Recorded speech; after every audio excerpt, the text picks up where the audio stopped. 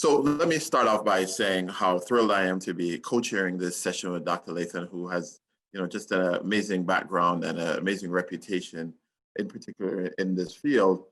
You heard a little bit earlier from Mary Pascanelli talking a little bit around disparities and really kind of defining a lot around what we're going to talk about today. What I hope to do is to set up the next panel where we're going to talk about information technologies and how can we really use information technologies to access and improve access to vulnerable populations.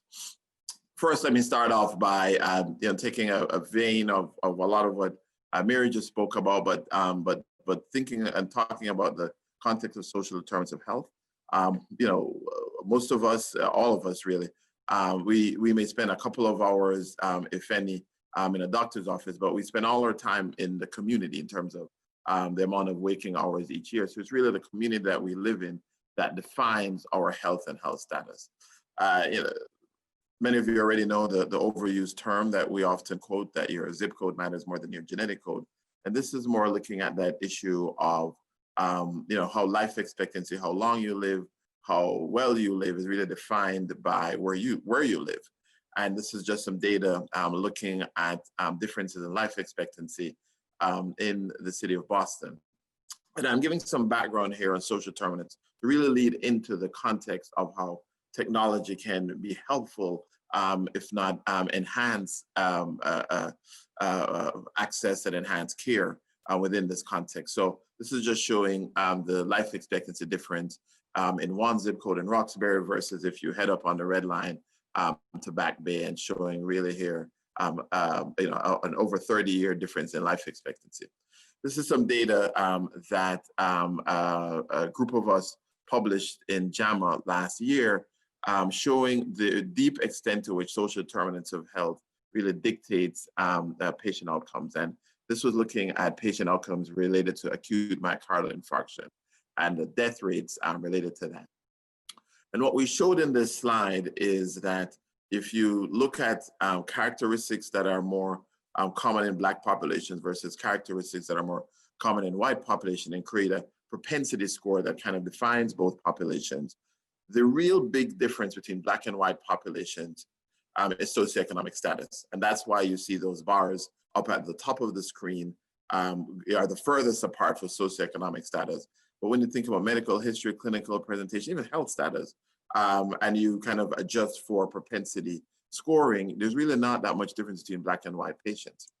And what we see here in this next slide is that that difference, that socioeconomic difference, the social determinants of health really drive mortality threefold when it comes to 5-year difference in mortality between Black and white patients.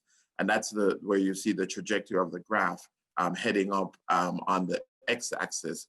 Propensity score, meaning the more and more likely you have characteristics that are more present in Black patients. The p-value, if you look at this, is 0.11, and that means that it's insignificant in terms of race. So what does that mean? It means that whether you're actually white or Black is not what's driving the mortality score. It's that propensity score that defines those characteristics between Black and white patients. So said simpler, if you take a Black patient and put them in socioeconomic dynamics that are similar to white communities, then you end up with similar outcomes. But if you take a white patient and put them in a Black socioeconomic dynamic, you end up with similar outcomes there. But the actual race is not what defines this. And so that's really kind of the takeaway. And this is really, again, meant to kind of give you the landscape in which technologies are going to be deployed. But it's not just about race. There are increases in mortality based on geography, and it's really driving down the US life expectancy that you also see in white populations. And particularly along the Ohio River Valley and Appalachian states, you have a tremendous amount of excess deaths there that are being driven by diseases of despair. And really, that's where a lot of the concentration of the decreases in mortality that we're seeing. And this is some data that Wolf and team published and have been publishing over the years in JAMA, really looking at how life expectancy is very different and excess midlife deaths very different in Appalachian State. So what does that mean? It means, again, you have this framework of location that is very much impacting people's lives. And this is a quote by Sir Michael Marmot, asking, why do we keep treating people, send them back to the conditions that create illness in the first place? So within that context, where is the real potential of health, information technologies, digital health, those kinds of tools, technology in general, to really close these tremendous life gaps? So there's a number of ways. So one, it has the potential to expand health into the real world. And what does that mean?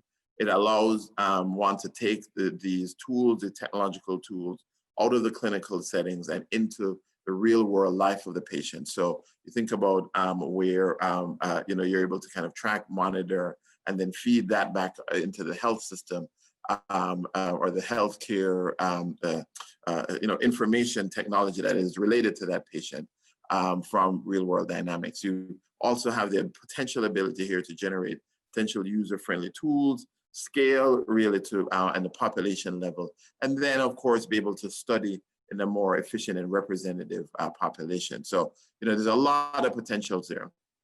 I would be remiss if I didn't mention some of the three challenges that I think can impact our ability to deploy information technology to improve the lives of underserved and minority communities. And the technologies are born on the backbone of things like broadband coverage, internet coverage. So we have to make sure that you have adequate internet coverage. The technologies, as we're deploying them, we have to be cognizant of the concept of bias. And then we have to make sure that as we distribute information technologies broadly, that we don't distribute this to the world well, but to the communities that live in them.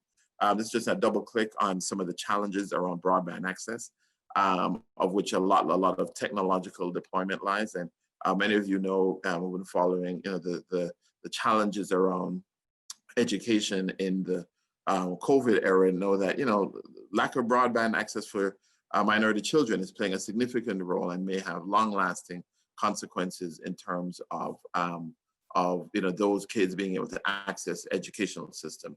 Similarly, those challenges, as you see here in a multitude of low-income populations, continues to predominate in terms of broadband challenges.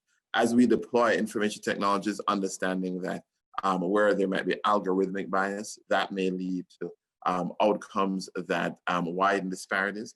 And so understanding how we use and deploy algorithms is important, but also understanding and correcting if those algorithms may have hidden or unhidden biases that may be perpetuated. And then this is really just kind of a snapshot of, again, the full range of potential partnerships, potential technologies, if you utilize the right partnerships around information technology. So you can go from measurement to diagnosis, treatment, to all kinds of activities around kind of the global nature of information technology. So it's a broad tool that when we use the term information technology, that if used wisely, has the ability to really significantly reduce, if not eliminate, health disparities. But we have to be cognizant of all of the various challenges that I mentioned earlier. I'd be remiss if I didn't end by saying, in terms of setting up some of the discussions for the panel, that it's not about the technologies, it's about the community and the people. And this idea that what we build, we must build with and for communities is particularly important.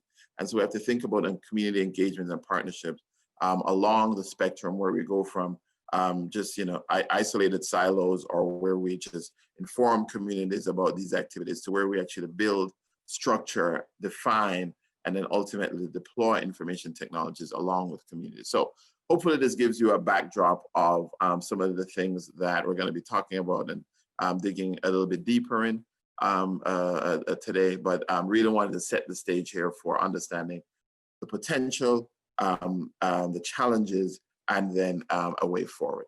Thank you.